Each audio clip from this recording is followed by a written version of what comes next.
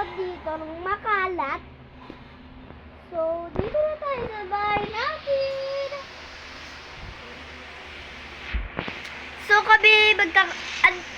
So, nandito kami sa bahay. Kami lang ay, apat lang kami dito.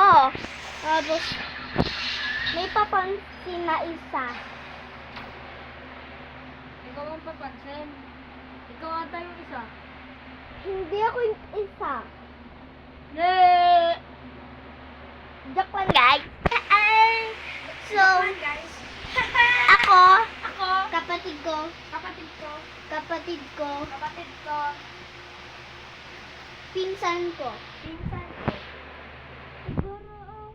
Yeah, wala papansin yun. Siya po yung papansin.